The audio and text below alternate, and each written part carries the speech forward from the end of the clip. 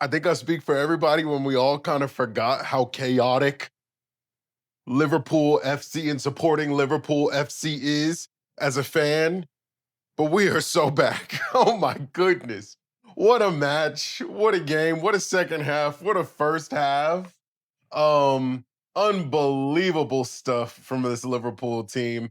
And it wouldn't be an Anfield night without us having to have an epic comeback and a stoppage time goal.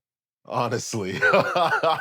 Insane stuff. And Bournemouth has proved to be a very difficult team again this year. And that's the crazy and the cool thing about the Premier League is that there's no easy games. It's the most difficult league in the world, and the fact that we're champions of it last year and we start off this year as defending champions with a win with one of the tougher teams in the Premier League and able to secure it. And the fact that they've sold a majority of their backline and they're still this tough.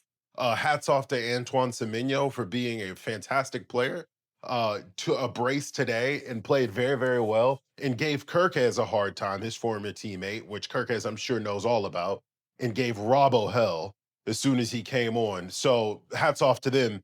But Liverpool are inevitable. They're inevitable. Arne Slot has done it again. It was a tale of two types of substitutions. We'll talk about that in a second. A mistake on the first substitution set, and then a correction in that second substitution set with Federico Chiesa coming on and scoring a beautiful volley. The one that he's been looking for since he came here at the club, trying to score that volley. Finally nestled into the bottom corner and saved the day for us. The first, we have to talk about that first half and what I saw with these new signings and what I saw with some of the older guys, which is going to kind of key off on the last video of, I guess it's too early for it to ask if it's working or not. Maybe it just needs time for it to gel, but there's stuff, not everything's positive, of course. So we're going to talk about that and what I think Arne Slot may make adjustments for. So let's talk about that first half first. Hugo, boss. I was wrong. I was wrong about Hugo. He is a talented kid. This kid is so talented. And the worrying about the missed chances and stuff like that, which he did miss a few today, but everything else he did was top class. And it makes up for it tenfold if he does find that one. And he is clinical with that one. But the ball control, the movement off the ball, the movement on the ball, is absolutely sublime. And there was moments where he was looking like the best signing out of all of them and not Florian Wirtz. And he's overshadowing him a little bit in terms of the talent. I know Florian, I think he's going to be one that's going to need a little bit of time to adjust. One, to the pace of the Premier League. The physicality is pretty equal to the Bundesliga, of course. But I think the pace of the Premier League is going to be something that Florian is going to have to get used to. You could see when he in the last game, in this game, at the 65-minute mark or so, Florian started getting tired. But the idea of both of them at full fitness, finally gelled in, comfortable together, Ekitike and Wirtz, should be illegal. And I do have questions around, does Mo Salah fit into this style of play where he is a very Kobe-esque type of player, if that makes sense? Where Kobe wasn't, his game wasn't pretty all the time. Kobe's game wasn't pretty all the time. It was a lot of time, oof, get off me, let me get to my spot, ugly shot in. And that's Mo right right now, right? Mo played dog water for the majority of this game, but he got to his spot. He got to his spot before that final whistle blew. And that ball went in the back of the net. And it was very similar to how Kobe used to line him up later in his career, right? Where he would just, it didn't matter how he got to it, he was getting to it. Even if it was an ugly shot, contested shot, didn't make no sense, he was going to get to it and put it in. It wasn't finesseful. It wasn't a Kyrie type of game like Kyrie Irving type of game like Wirtz plays, like Ekitike plays. Very fluid, very pretty to watch. So does that style of play click with each other? I think it can. I think Mo is good enough to adjust his style of play, and I think he wants to. You can see some of the passes that Mo was playing in the beginning of the game were absolutely stunning. And I think he wants to be more of a creator in the side, but I think maybe he shouldn't be.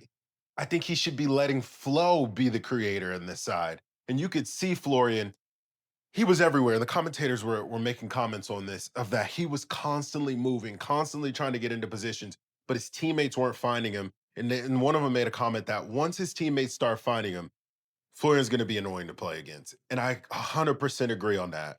And Steven in our Discord made a really good point about Florian and the movement off the ball and what he needs to do to kind of be a little bit more effective with that movement off the ball. And I thought it was so good. He mentioned that you can see Florian making a lot of these runs, really good runs, but unfortunately his teammates aren't making those runs.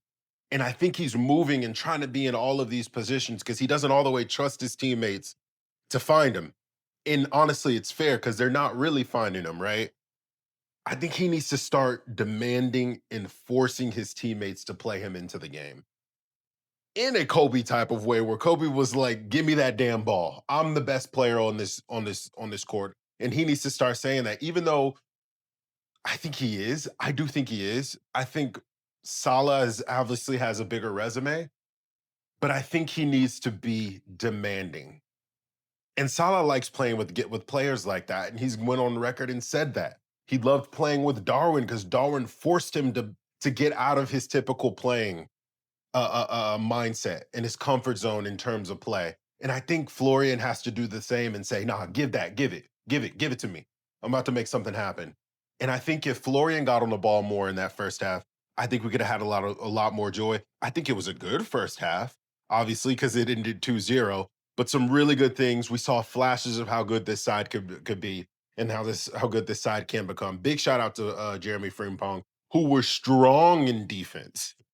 And I think Kirkes needs a little bit more love than what I've been seeing online, saying that he didn't have a good game and Semenyo was bodying him. When he came off, Semenyo scored 2 goals. Let's get that clear. Let's make that very clear. When Kirkes came off, Semenyo scored 2 goals, like right away. So I think not all the time does it have to be pretty and you're diving in and cleanly getting the ball. Sometimes it's getting your body in the way and being annoying and off-putting the shot and stuff like that. Things that Kirkes is very good at. So it's very questionable on the old guard versus the new guard, right? That's the main question. And right now, the new signings seem to be a little bit more comfortable, except for that second half. So before I start talking about that second half, make sure you guys go down in the comments. Tell me, what was your big moment from the first half? Who was your man of the match from the first half? Because I feel like it was like two different games. Half one was one game, half two was another game, right? So, but let me know who you think the best player on the pitch was, and tell me about that VAR call, man. That almost ruined the game. I mean, it was pretty obvious. We already, in our Discord, we already got like a running thread of all of the VAR mess ups for the season. If you guys want to jump in and contribute to that, hopefully by the end of the season, it's a short list and it's not a long list. But we keeping tabs this year. But anyway, thank you guys for subscribing to the channel, of course. And if you're new here, please hit that subscribe button. Stay with us for a little bit. We're growing like crazy. And I love this community. I love this club, man. And hopefully you do too. So join the club. Anyway, the second half. We are so back. The Premier League is back, baby. The Premier League is back. Liverpool is back. This was a half of the ages, man. Goals flying in from everywhere. Again, credit to Bournemouth, credit to Semenyo. But it was a tale of two batches of substitutes that I think for Arne Slot, the first batch of substitutes was not the move. It was not the right subs. Endo needs to, we love Endo, and I love Endo. He's legendo, okay? Endo needs to stay far away from this 11. I think he is a cup player, Carabao Cup, early stages of FA Cup, Champions League, once we've already qualified type of player. I don't think we put him in crunch times, man. It's almost looked like he's forgot how to play defense and forgot how to play football. I'm wondering where he was on those goals. I'm wondering where he was. He used to put in a lot of big tackles, right? And in the last 2 games, he looks lost out there. And I might get a little bit of hate for saying this, but I'm being honest. Endo and Robbo just did not look good today, and bringing them on almost lost us the game until Slot made another batch of substitutions and corrected his mistake. And that's what I love about Arne Slot as a coach, is that he is not afraid to tinker and change and make swaps and things like that on the fly and change the way that we play on the fly. And he is the great tinker in the Premier League right now. And I think that's his biggest strength. And now that he has a lot of quality at his disposal, I think this will only make him better and make him a better manager. But the subs of Gomez and Chiesa changed the game. Gomez, who's a little bit more comfortable at right back, right, versus Endo. Endo still was caught out for that second goal in midfield. Jones is another one that I have questions about if he's a defensive player at all. On that second goal, I'm like, where's Endo? Where's Jones? Where's Robbo? What are we doing here? Why is Ibu and VVD left out on the island by themselves? And how does Semenyo get in front of Robbo so easily from the jump? We're not even talking about towards the end of the play. Semenyo was ahead of Robbo. Robbo never recovered. He had plenty of time to get back and try to get in front of that. Kirkes was stomping that out most of the time in that first half, is what I'm trying to say. But Gomez and Chiesa came on and changed the game. Chiesa fighting for everything, every loose ball, sliding tackles, being physical, getting into dangerous areas. Give my boy the playing time he deserves. Because people forget about Federico Chiesa. And I think that's unjust because he's a nice guy and he doesn't complain and he's a team player. But he was the second best player on that Juventus team. Don't forget that. And that was only 3 years ago when he was playing with Cristiano Ronaldo? 4 years ago when he was playing with Cristiano Ronaldo, and he was the second best player on that team. And he still was probably the best player on that Juventus team when he left.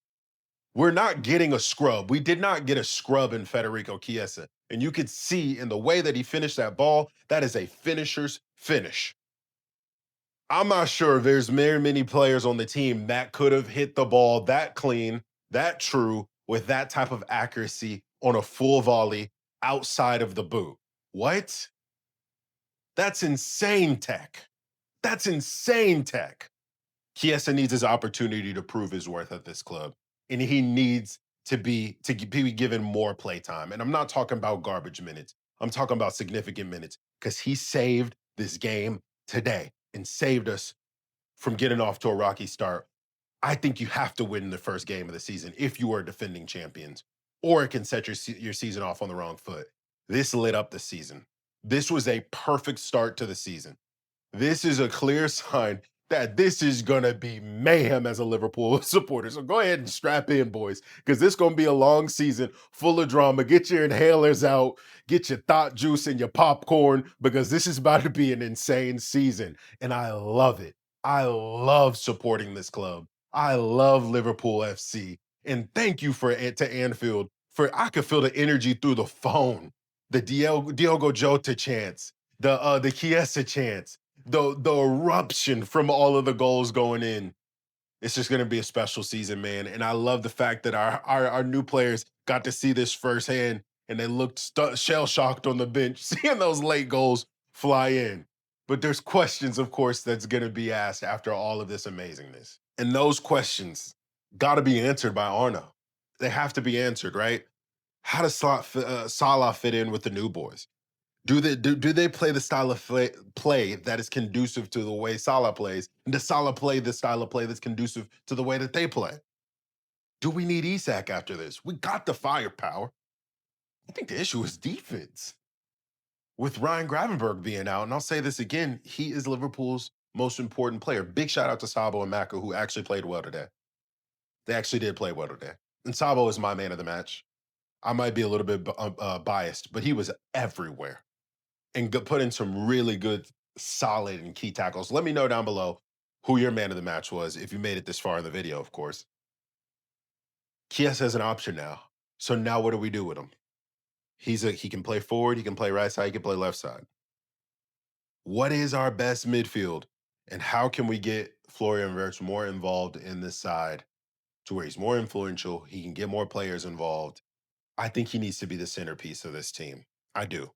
These are questions that Slot is gonna have to answer, but I think as for today, he's gonna be very happy with this result. Of course, he's gonna have some problems with the goals conceded, but the way that we responded, I think is championship material still. So let me know what you guys think down below. Subscribe to the channel. Appreciate all of you. We got another one, baby. We got another one, baby. One more season. Let's go.